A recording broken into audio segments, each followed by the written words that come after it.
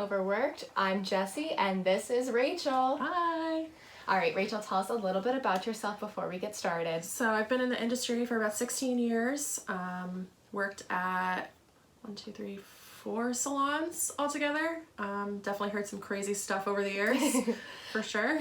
So, like I said, today we're going to be talking about things clients have said to you or have shown you. And a quick side note, so every salon I've worked at, I have worked with Rachel. So we've worked together for a little over 4 years now.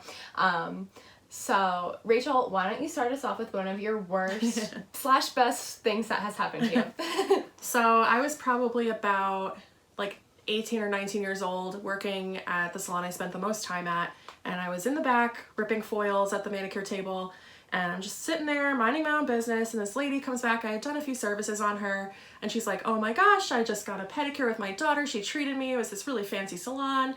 Look at my toenails. And she puts her foot up on the table, and she's wearing a dress, and I get a full view of her 55-year-old bush. And I was just amazed and in shock. I didn't really know what to do, so I was just like, okay, great. That's horrifying. Like, first of all, seeing somebody your mother's aged vagina, Yes. That's no. And Yeah. again, you didn't think oh wait, I'm not wearing underwear today. Let me tuck, you do the little tuck with the dress in between your legs and you're showing someone something. Keep your foot on the floor, and I'll look down towards the floor and check out your pedicure. No, I feel too, it's really weird when somebody a lot older than you does something like that. Mm-hmm. If it happened between. So Rachel and I are 10 years apart, but if something like that happened between us, I'd be like, oh, it wouldn't be as weird, I feel like. Yeah. Okay, so this one salon I worked at, I was doing this older woman's hair. She's probably 60, and, it's the first time I'm doing her hair, so I'm trying to talk to her, and I'm like, oh, what do you like to do for fun? And she's like, oh, I love reading. And I was like, oh, okay. What do you like to read? And she's like, I really, really love soft porn. And it's just okay. Well, that's so hard, especially with a big age gap like that. You're trying to find something in common, but that's not something that we're in common with. I'm not a big reader, but I could pretend type of a thing, but I'm not gonna be oh, I love soft porn too. So I just feel that was horrible. Okay, so one of our submissions from last weekend was from Pennsylvania. Woo-woo. We're in Jersey over here, so we're neighbors. She is a hairstylist, and she was 19 years old. She was doing this woman's hair, and the woman asked her if she was interested in a menage a trois, and she kept talking about menage a trois. I didn't know what menage a trois was until the story came to me. This poor girl also did not know what menage a trois was. I feel at that age I wouldn't have known what that is either. Right. And she was talking about how her and her husband really like it, and this, stylist was like, oh yeah, cool, that's great. Was just trying to agree and move on with the conversation. We're all guilty of that. You don't know what somebody's talking about, and you're just yeah. So the woman comes in again for her next appointment and asks this girl to be a part of the menage a trois. And she has to admit, okay, I don't know what a menage a trois is. And for those of you that don't know, it's a threesome.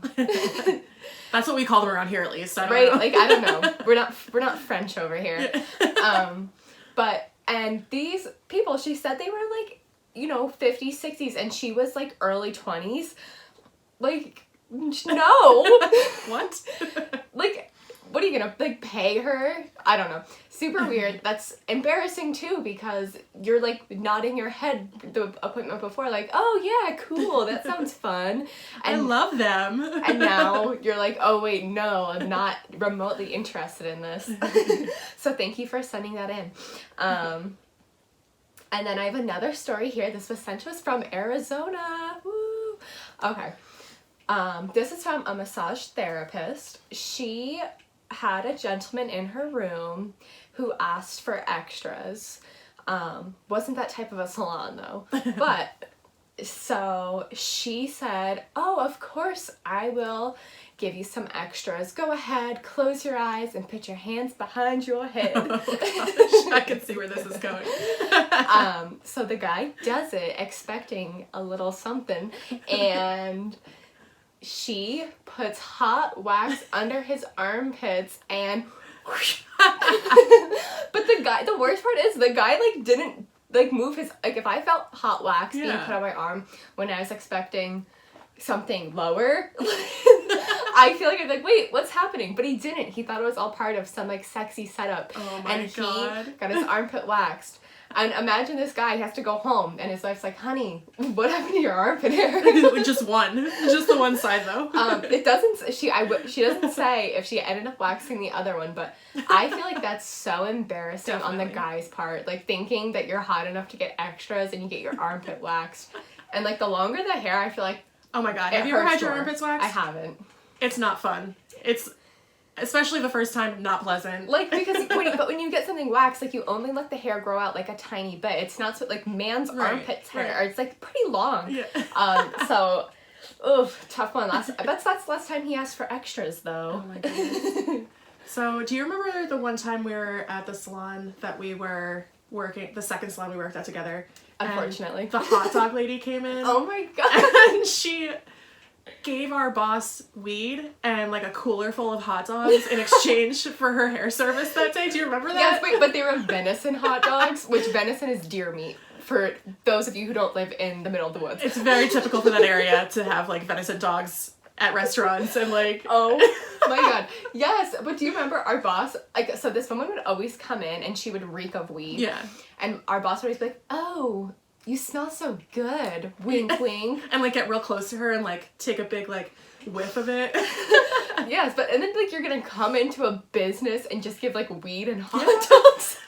I mean, like the weed and then you want the hot dogs. I guess it kind of goes hand in hand, but... No, I feel like that's like just so weird. And like, what if the wrong person would have been in there or something? Right. Like, it was a really small town which we were in, and our boss didn't get along with like our coexisting neighbors. So I'm like, if they caught wind of that, because it smells. Well, but she also wasn't very discreet about it with like us as the employees. She was just like, oh, you'll never guess what she gave me as payment for her haircut. We're like, what? Which I feel like is a little weird. Like, okay, our boss though was not remotely professional, No, I'd say. Definitely like, not. Okay, so we're talking about like clients coming in and saying weird things. Like, her clients would come in and she'd be like, oh, I'm so tired, I drank 2 bottles of wine last night. And it's like Wednesday. Like, you drank 2 bottles of wine Tuesday night? Like, calm down. Calm down.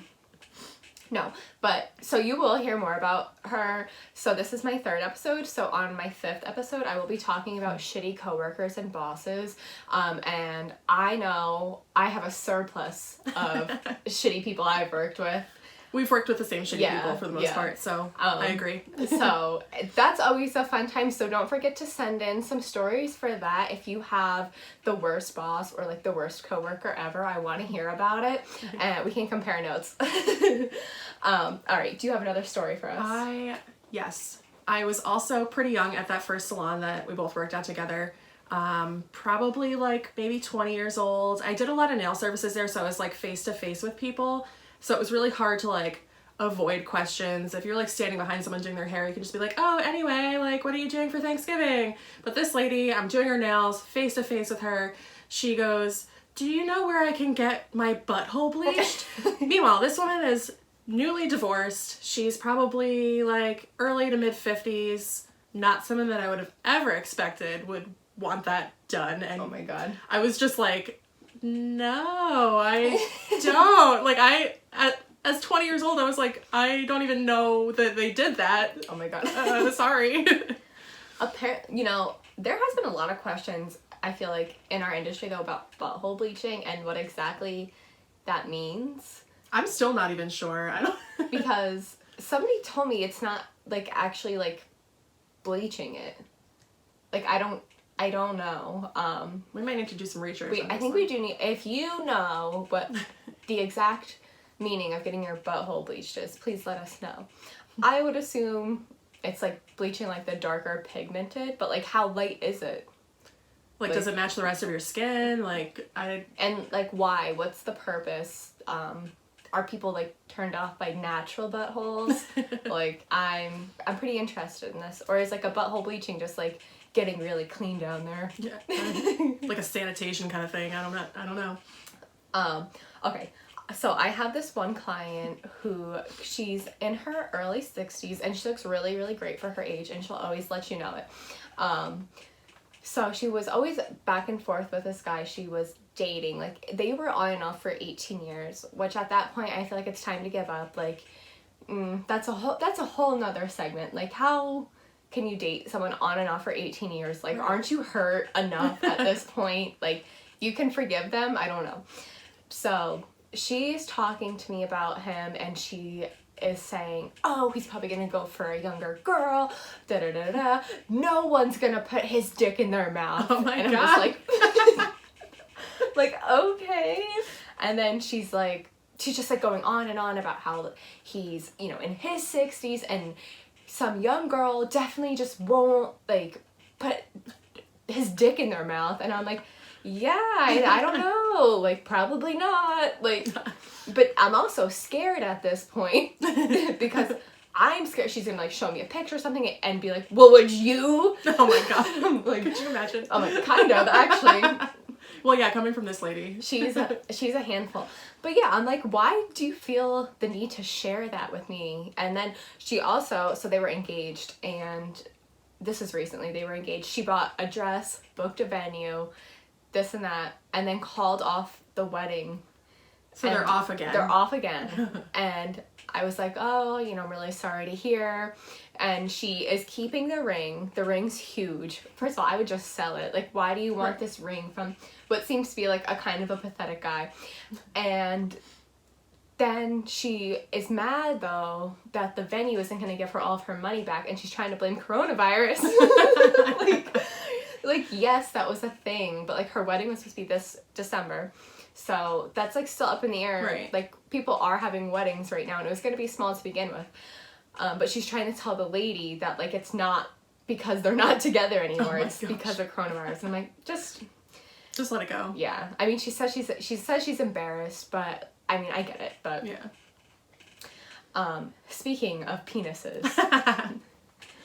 So, do you remember when it was our Christmas party for that second salon with the hot dogs and weed salon? Yes. You came back from the front desk and you're like, oh my God, you'll not believe what I just saw. And I was like, well, you have to tell me now. So you were like, I just saw so-and-so's husband's picture come up on her phone, and you're like, I accidentally saw it. I just looked over and it was his penis on her phone. Yes. And it was the night of our Christmas party. Yes, oh my God, that was, again, a horrifying experience. These were a country type of people, and his penis shows on the phone. But the best part is, his name was Rick. So I go to the back, and I'm just like, Rick's dick! Rick's dick!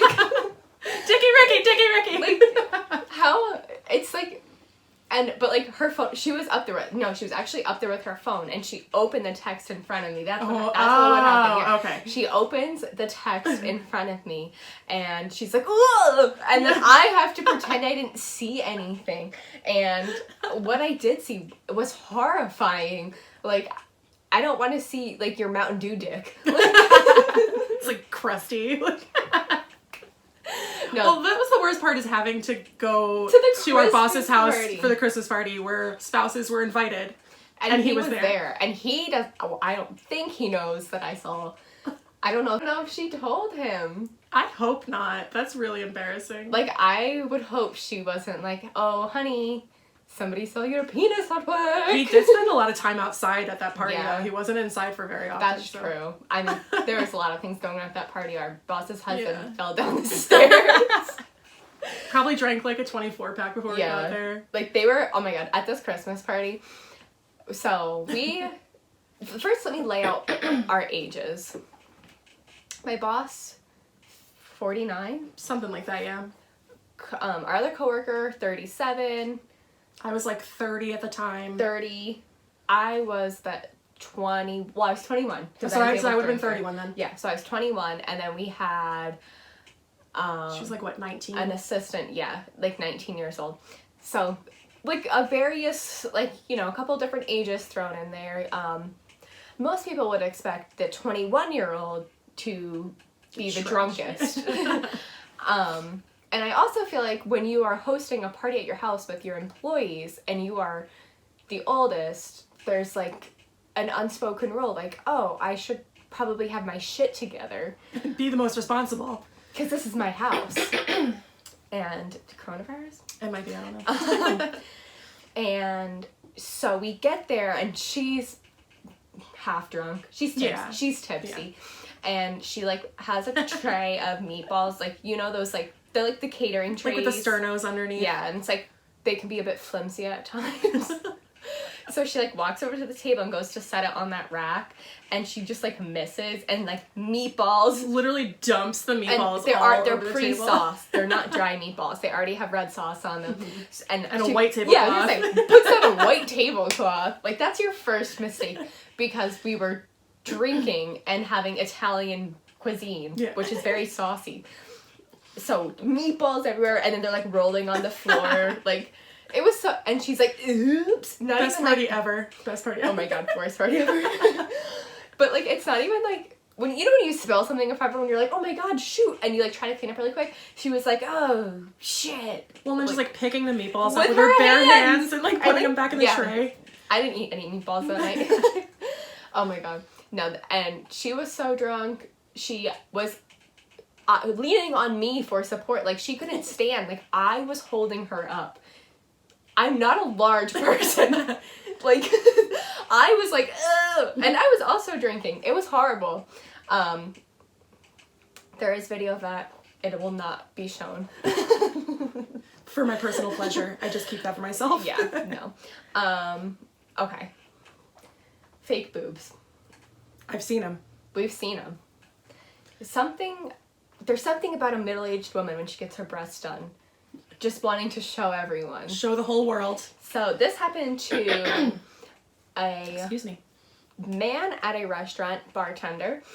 He said this woman in her 50s, again, he was late 20s, comes in and she's chatting up a storm, she's wasted, and then she's like, I got my boobs done. Flashes. The bar is packed. Her boobs are out. He's there. He's like, okay, like, where does this end? Like, it doesn't. It like, never ends. Do you want a drink? Like, what? Like, you're at work, and I feel like it's that. Especially, I feel like for a middle-aged woman to be showing like bartenders her boobs at a packed bar, especially like male bartenders. Yeah. Like, I know you've seen fake boobs before at a salon, which is still weird, but I feel like different. It was all women, so like... Right. I don't know. Personally, I feel like it's like a little different, and like, she did announce she was showing boobs at this place. Yes. At this time, where there was no announcement, it was just like, hey! It's like, I don't know, you're not like 21 anymore. Like, you know, what are you gonna flash for a free drink? Like, maybe that's what she was expecting, I don't know. I don't know, but super weird. Do you have a boob story? My fake boob story. I mean, I don't have fake boobs, but maybe I would show them to people if I got them done. I don't know. But so the very first salon I worked in, I started there when I was like 15, worked there until I was about like 18 or 19. Apparently everyone knew that she got fake boobs, but I tend to be a little oblivious in certain situations. I still am. Character flaw. I don't know. But so she's like, guys, I have something to show you. Apparently they already knew. I'm just like, well, I want to see. Everybody goes in the back, all the stylists. I'm just like 16 at this point. This woman's probably like mid to late 40s. She's got kids a little bit younger than me. And she's like standing in the facial room, and she's just like, look at them. And I was just like, what the heck? Like, I didn't know you were going to show us that. Oh my god. So yeah, that was surprising, but apparently everyone else knew. So I feel like this is kind of back to coworkers. I don't know why this made me think of it. So the first salon I worked at, we worked with, there was only one male stylist there, and he was gay and he was married, all this stuff. And they both had the same name, like husband and husband had the same name, so that was like John and Johnny, or it was kind Chris of and Christopher. But we're sitting at the front desk together, and he was a little bit older, and so the font on his phone was huge, and he was like texting under the desk, so I obviously was looking. and he was like in the middle of a heated sex with his husband. So uncomfortable. And then like he disappeared to the bathroom for oh no.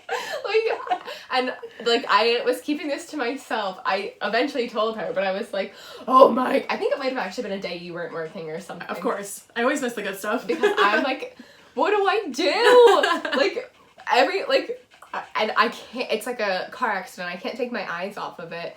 I've never seen like but like this like sexting before from how old was he? He was born the same year as my father. Yeah. So however old? My dad's 60 this year, so like a couple years ago. Like, okay, so was he 55? Yeah. Ish. I don't know. It was like, what? Because like I feel like I never want to read anyone's sex, but then when it's like an older man and then like in front of me, and like there was the eggplant emoji and like the wet emoji. Oh, no, it was and it was just like in huge font. Like, how can I not read this? And I'm like, and he's next to me. Like if I was doing something like that at work, I'd be like trying to hide it. Yeah. Right? Like, no, you're just like at the front desk. Like, and then because he's like, I can't see it, so maybe they can't either. Like, or he thinks like I'm polite enough to not read over his shoulder. Like, and then you're gonna go to the bathroom. Ew. Like, no. At least go to your car. Absolutely disgusting. Another sexy story for you guys. So the one restaurant I used to work at, this woman would come in like literally as soon as we opened, which was 11:30. She was interested in our male coworker, who's my now boyfriend. And she would come in and she would order really expensive bourbon, and she would like sit outside by herself and drink it. That sounds really lonely. Well, it's supposed to get lonelier. And she started talking to him one day about how she loves her husband, but sexually it's just not happening. So she was out asking attractive men if they would, you know, hopefully help her out with whatever was happening at home. Help her out. But like, and I guess her husband knew about it though. Like, I don't know. Yeah, like he knew, but like they just loved each other so much and he wanted her to be happy. I don't know. I feel like that's, I don't know. It's not my lifestyle. Yeah, I can picture myself being in that situation. And I just feel like if you're that unhappy with like your home life, but you love someone, like, you know, maybe you guys are just friends. Right. I don't know. At that point, it's just roommates, right? Like... Well, that's what I'm saying. Like, if you guys like aren't there, like, if you're not intimate at home, I don't know. I just feel like that's really weird. Mm-hmm. And then you're gonna go and like proposition people to sleep with you and be like, it's okay, my husband knows. Like, that's like, I feel like one way to get no one to sleep with you. Right. It's like, but my husband knows. Like, what is he gonna be there too? Like, yeah, watching? Like, that's even weirder. Like, please stop. I had a coworker that her and her husband did that. Oh my god. The one I gave heartburn to. Yes. Of her course. And her husband. No, my god. So, she would sleep with other men and her husband would like watch in the room, and like this couple was so like unattractive. Yeah, like and like the guy, he always smelled like cow shit, but like they didn't live on a farm. No wonder she didn't want to have sex with him. But like she wasn't attractive. You've met her before. Mm-hmm. It wasn't like she was a good looking woman. She looks like she has heartburn. Let's just put it that way. She's your run-of-the-mill heartburn victim. No, and like she thought nobody knew, but she like had propositioned people that like customers before, and like customers would get to talking and be like, oh, what's up with whatever her name is, you know? Oh, and I would just be like, oh, and like the first time I heard that, I was horrified. And told everyone at work. Of course. It has to be known. I'm like, everybody has to know this. Yeah, well, and like she was like, and like they were like swingers, and I don't know. You know, do your own thing, but leave us out of it. I also feel like you shouldn't bring it to work. Right. I feel like that's not professional. Leave that at home. There's like, Facebook groups for that. Well, that's the thing. I feel like I get it, like we work at a bar, and that's kind of like how you would find yourself in a situation like that, but when the bar is your what you do for a living. I just don't think that's appropriate to bring it in. Like, on, you know, on your night off, go to a different bar and find somebody to watch you have sex. I don't know. Like, it's awkward. Yeah. Okay, so that is it for today, guys. Thank you for tuning in. Next week, I will be talking about misheard things. The story I'll be telling next week, I think, is the reason why I decided to make this podcast. It's horrifying. But also hilarious. It's funny. It's horrifying. Probably one of the most embarrassing things that's happened to me because it was serious. So I'll be talking about that next week. Again, if you guys have any stories you want to submit about mishearing people, you know, you work at a loud bar, you can't hear, you're blow drying someone's hair, you can't hear, or, you know, you're just a blonde and you don't know anything. So please write in. Thank you for tuning in, and we'll see you next week. Bye.